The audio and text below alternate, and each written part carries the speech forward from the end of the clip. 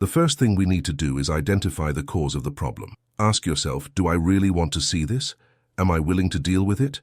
Many prefer to neglect the problem because facing it can be painful. But let me tell you something. Any problem that's ignored tends to grow and can destroy you. For example, in marriage, problems in the sexual area don't show up overnight.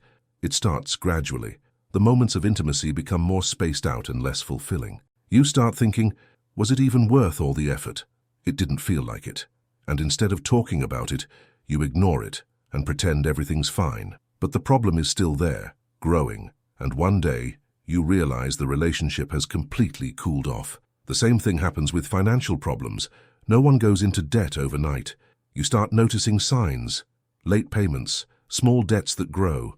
But instead of confronting the situation, you turn a blind eye until the problem spirals out of control.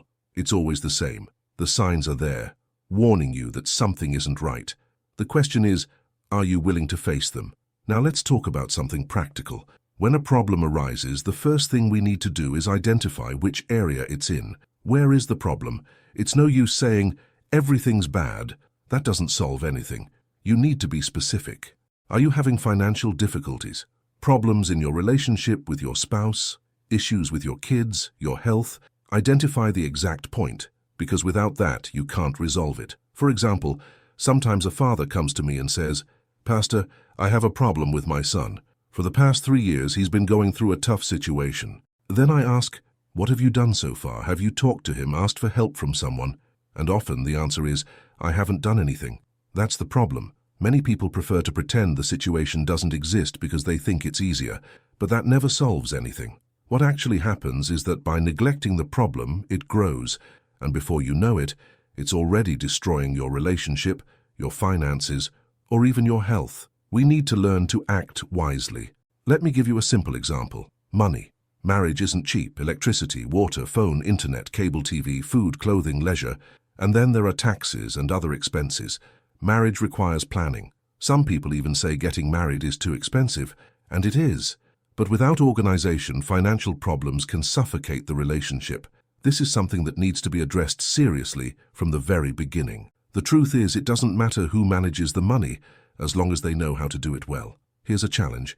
How many women here recognize that their husbands are better financial managers than they are? Raise your hands. All right. Now, how many men admit that their wives manage money much better than they do? Raise your hands too. Great. And how many couples here believe that both of you are doing well when it comes to finances? That's a blessing. Now, how many of you admit that the money runs out and there's not enough at the end of the month? There we go.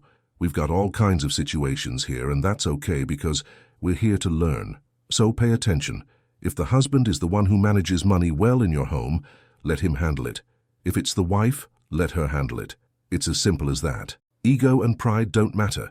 What matters is avoiding financial problems. And if neither of you knows how to manage money well, get help immediately.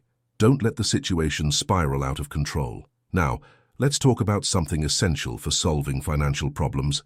Understanding what is essential, what is a necessity, and what is superfluous. Repeat after me. Essential, necessity, and superfluous. If you can differentiate these three, you're already on the right track. Let me give you a practical example. Let's say you have $300. That amount is exactly what you need to pay your rent. But your credit card bill has also arrived. And guess what? It's $300. And, to top it off, you've been eyeing a new TV that also costs $300. What do?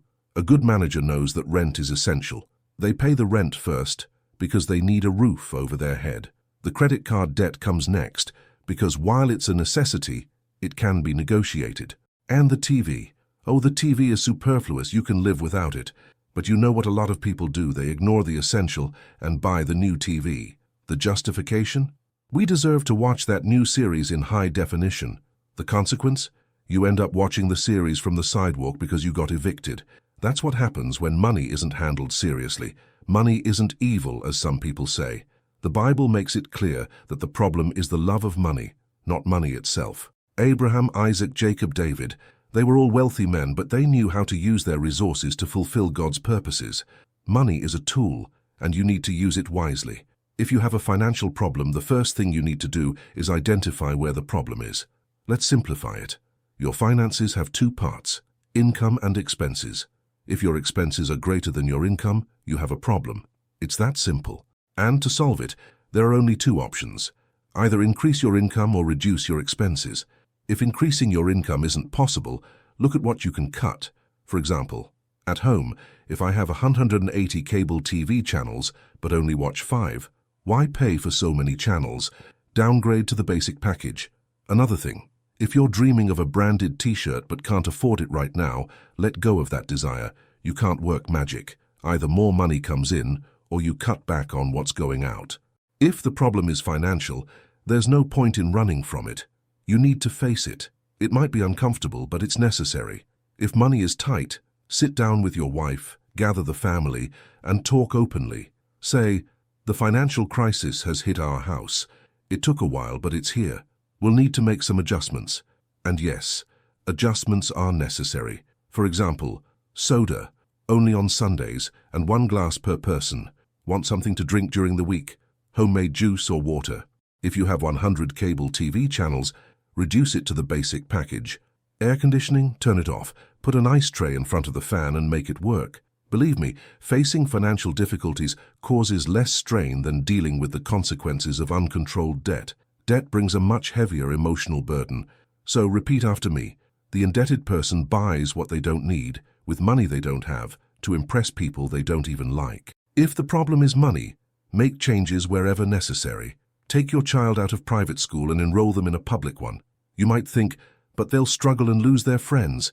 Yes, they might need to adapt for a while, but believe me, it's far better than carrying debts that suffocate your family. Stop blaming the devil for your poor financial management. The problem isn't Satan, it's your budget. This requires dialogue. You need to sit down with your wife and have an honest conversation. She might get upset, but it's much better to deal with this now than to let financial chaos take over. Remember, good financial management isn't a choice, it's a necessity, and sometimes it involves sacrifices. About sex in marriage. Now let's touch on a delicate topic, sex. Single people have such a romanticized view of this, don't they?